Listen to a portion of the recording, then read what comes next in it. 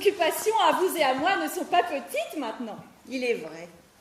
Nous avons trouvé ici des dames comme il nous le faut à tous deux. Ce nous est une douce rente que ces dames Catos et Madelon, avec les idées de noblesse et de galanterie qu'elles sont allées se mettre en tête.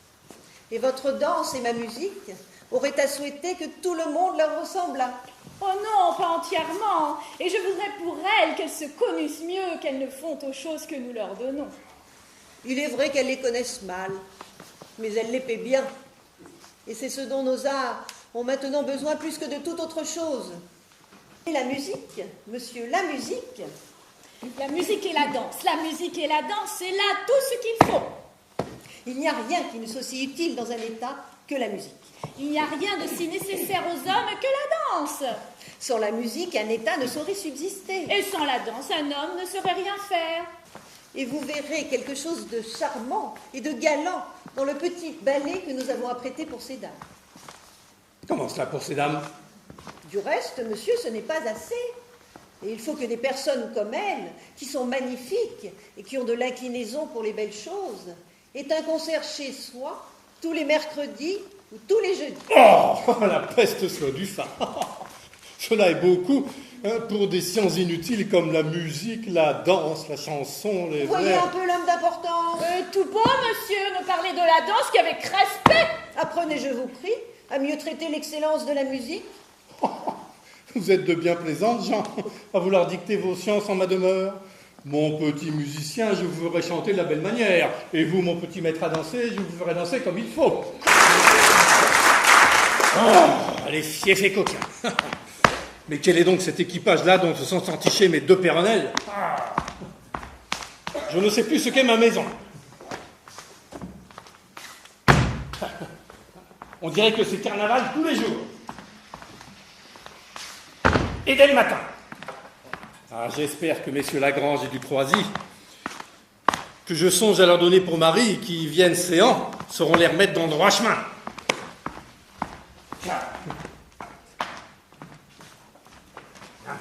Que dites-vous de notre visite? En êtes-vous fort satisfait?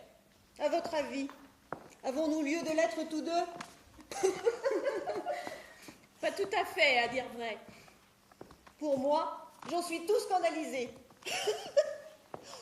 A-t-on jamais vu de pec provincial faire plus les renchéries que celle-là? Et de messieurs de notre qualité traités avec plus de mépris que nous? Tout ce que nous pouvons dire, c'est que nos maîtres rendent de grâce des faveurs que vous leur avez faites et restent vos très humbles serviteurs. Vos très humbles serviteurs.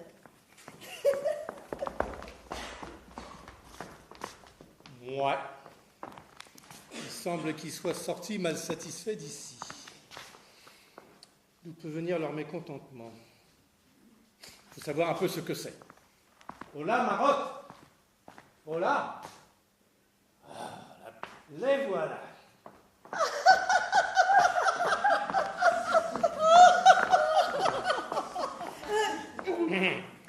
Est-il vraiment nécessaire de faire tant de dépenses à vous graisser le museau? Dites-moi plutôt ce que vous avez fait à messieurs Lagrange et Ducroisy, que l'on m'a dit sortir d'ici avec tant de froideur. Vous avais-je pas commandé de les recevoir comme des personnes que je voulais vous donner pour mari? Et quelle estime, mon frère, voulez-vous que nous fassions du procédé irrégulier de ces gens-là? Le moyen, mon cousin, qu'une fille un peu raisonnable se pût accommoder de leur personne. Qui trouvez-vous à relire? Oh, mais la belle galanterie que la leur! Quoi?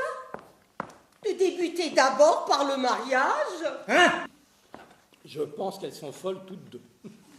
Il ne peut rien comprendre à ce baragouin, Catos et vous, Magdelon. Oh, et de grâce, mon frère, mais défaites-vous de ces noms étranges et nous appelez autrement. Bah, comment ça, ces noms étranges? Ce sont soit vos noms de baptême? Mon Dieu, mais que vous êtes vulgaire! A-t-on jamais parlé dans le beau style de Catos ni de Madelon? Et ne m'avouerez-vous pas que ce serait assez d'un de ces noms pour décrier le plus beau roman du monde?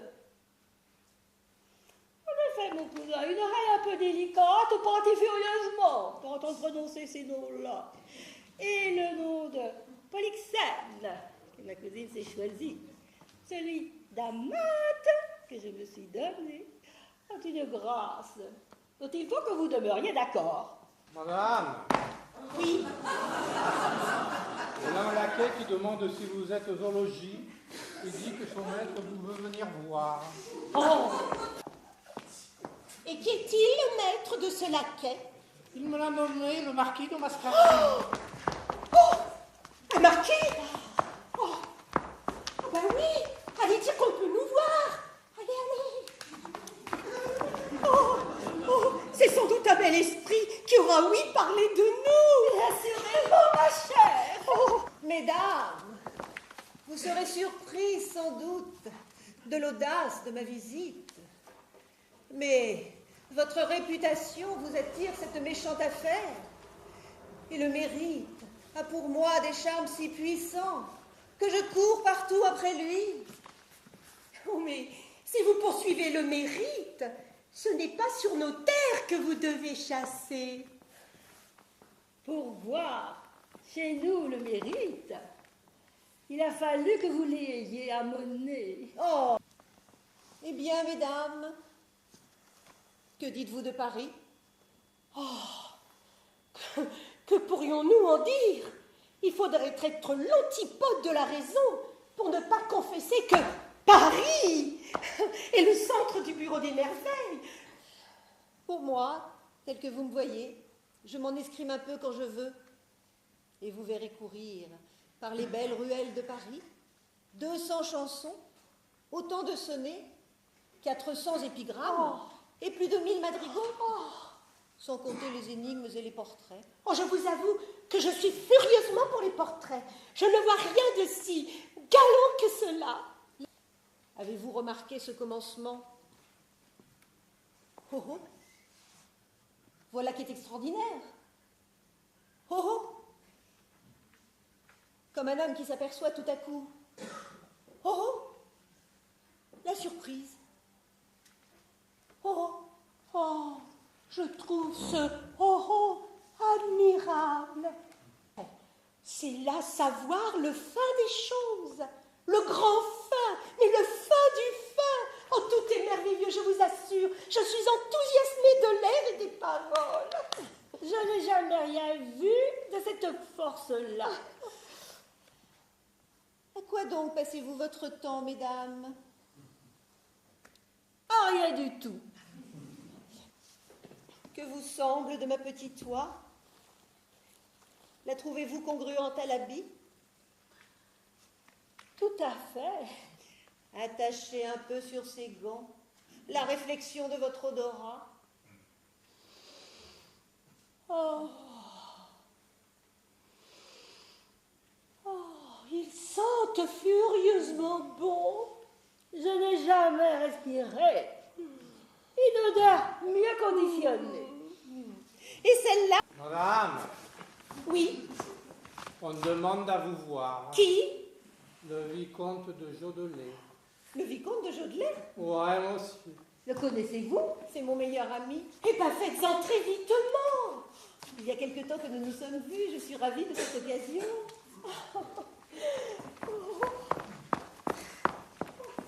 La voici.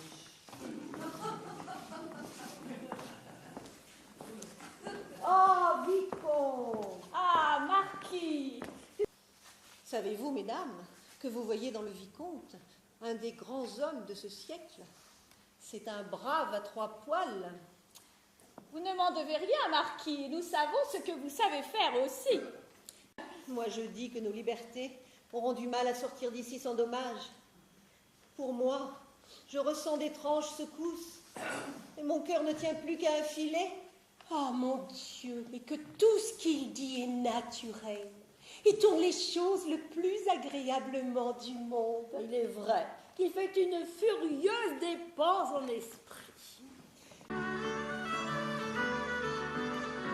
Oh, il a tout à fait la taille élégante.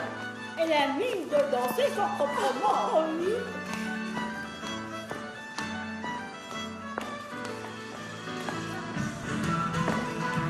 Ah, coquine, que faites-vous? Mais que veut donc dire ceci? Ah, vous ne rirez pas de nous, je vous le promets. Qu'on fasse venir les spalassins. Oh, mais Allez vous cacher, vilaine. Allez vous cacher! À tout jamais!